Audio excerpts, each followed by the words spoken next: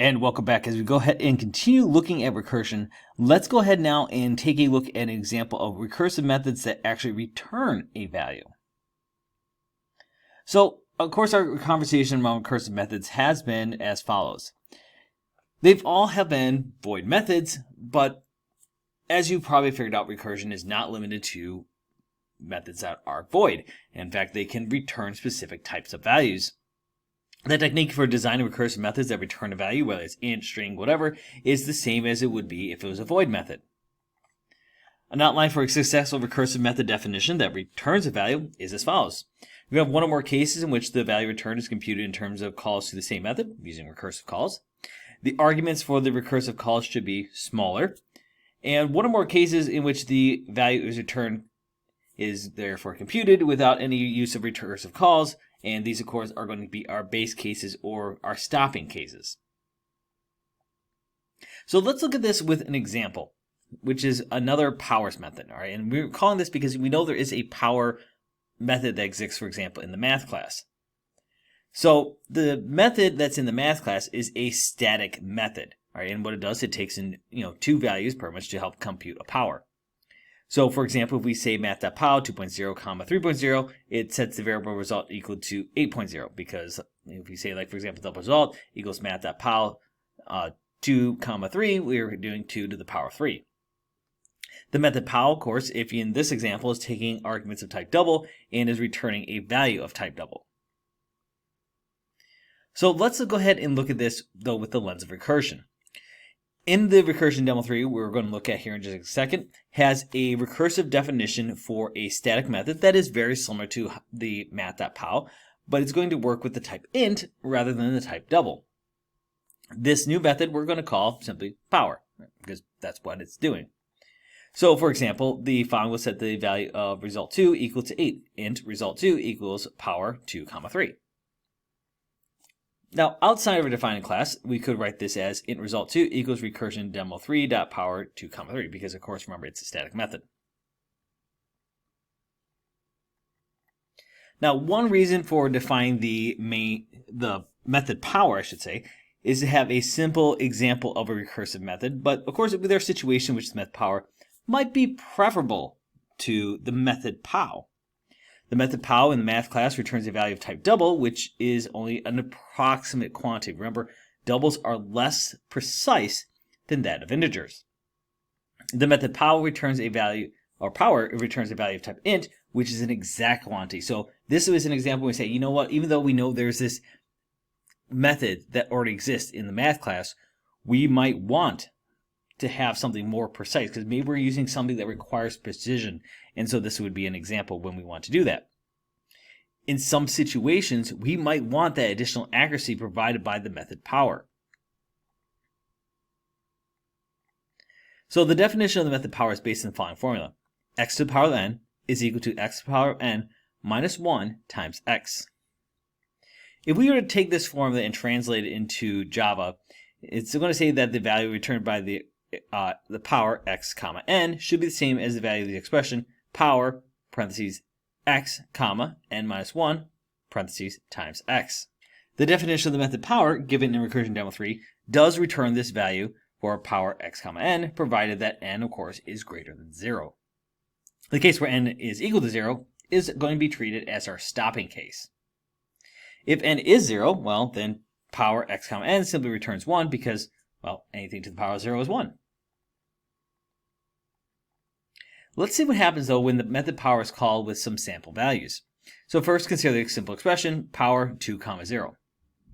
When the method is called, the value of x is set equal to 2, and the value of n is set equal to 0. And the code in the body of the method definition is executed. Because the value of n would be a legal value and would be acceptable, the if else statement would be executed. And because this value of n is not greater than 0, the return statement after the else is used, so the method call returns 1. Thus, the following would have set the results of value of result 3, equal to 1. So int result 3 equals power 2, 0. Now let's look at another example that involves a recursive call. Consider the expression power 2, 1. When the method is called, the value of x is set equal to 2, the value of n is set equal to 1, and the code in the body of the method definition is executed. Because this value of n is greater than 0, the following return statement is used to determine the value returned. Return, parentheses, power, parentheses, x, comma, n minus 1, and the parentheses times x. Remember, this, of course, is that kind of expression that we were able to generate based upon that formula that we originally looked at. So in which case, this is now going to be equivalent to return power 2, comma, 0, parentheses, times 2. And you might say, why 0? Well, remember, this originally was 1. We're doing n minus 1. What is 1 minus 1? 0. At this point, the computation of power 2, 1 is suspended. A copy of this suspended computation is placed on the stack, which of course we've talked about previously. And the computer then starts a new method call to compute the value of the power 2, 0. And as we've already seen, the power of 2, 0 is 1. After determining the value of power 2, 0, the computer replaces that expression with its value of 1 and resumes the suspended computation.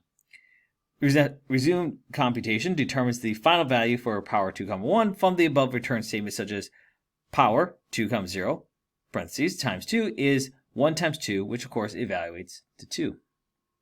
So our final value for the power 2, 1 will be 2.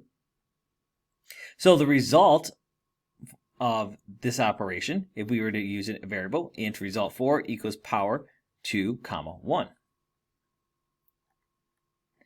Now, obviously these are some pretty easy things to look at, but if we have larger numbers, this of course is going to produce larger chains of recursive calls. Consider the statement, let's say power 2, 3. All right, so we didn't go that much bigger, but we're going to see that we have a lot more recursive calls to handle. So the value of 2, 3 is calculated as follows. We'd have 2, power 2, 3 is power 2, 2 times 2. Power 2, 2 is power 2, 1 times 2. Power 2, 1 is power 2 times, or comma 0 times 2. And of course, power 2, 0 is 1, or our stopping case. So you can start seeing how much more complex it is just by moving up that just a little bit. When, of course, the computer reaches our stopping case, power 2, 0, there are right now 3 suspended computations. We have, of course, 2, 1, 2, 2, and 2, 3. After calculating the value returned for our stopping case, it resumes the most recently suspended computations to determine the value of the power 2, 1, because remember, it's using the last in, first out order. After that, the computer completes each of the other suspended computations, using each value computed as a value to plug into another suspended computation until it reaches and completes the computation for the original call, power 2, 3. So let's look at this with a visual to kind of give us a little bit better idea of how this is working. So we are going to start right here with our power 2, 3. This is what we're plugging in. And so when we do this, it's going to break that down into power 2, 2 times 2, which this inside piece is then broken down into power 2, 1 times 2, which is then broken down further into power 2, 0 times 2, which we can evaluate as 1. And so that's our kind of our sequence of recursive calls we're going to work through. And remember, it's the last one here, so it's going to be the first one out. So how that final value is computed, so we're going to take that 1, plug it back in here, so we have 1. So now we have 1 times 2 because that was a 2 here. And we know that 1 times 2 is 2, so we're going to take that value, plug it back in here. Now I got 2 times 2. Well, 2 times 2 is 4, so that's what gets plugged in here. 4 times 2. 4 times 2 is 8, and so that's what our final value will be. So power 2, 3 is 8. And here we are with Recursion Demo 3 to actually take a look at how that is constructed. You can again see our code is very simple. We have a if statement right here that is simply returning that power, x, n minus 1 times x. Again, that's derived from that formula that we originally had. And we have our return 1. Now you notice we do have another if statement in here, and it says illegal argument to power, because what it says is if n is less than 0. So that just means it's going to go ahead and compute this value here. And we have here just a for loop demonstrating a couple different things here. So this is going to have a couple different iterations as it runs through. And you see we get 3 to the power of 0 is 1, 3 to the power of 1 is 3, 3 to the power of 2 is 9, and 3 to the power of 3 is 27. And again, this is a return value, so we have to, of course, in this case, it's not printing directly, so we have to print it here in our main. I could very easily come in here, of course, and do a separate one. So let's just say system.println, and I'm actually going to let's actually add a variable in here. So let's just say int answer equals, let's do power of, let's say 4, 4. All right, and let's just go then and print answer. And if I rerun this, you see we get 256. And what is that? That is 4 to the power of 4 using our power function here. Now, if I were, of course, to use this with my math.pow, let me just go ahead and add in here system.out.println just so we get it for comparison. So let's just add in math.pow, and we'll do 4, 4. If we go ahead and print that one, you'll see we get the same number. However, it is a double, so 256.0. And with this case, because these are both whole numbers, it's very easy for us to avoid some runoff errors. But if we start having things that are involving more decimals, then yes, we can start running into issues where we might have a more inaccurate result. So this gives a nice good demonstration for us looking at a recursive method that can use a return statement and how we can start using that in our program.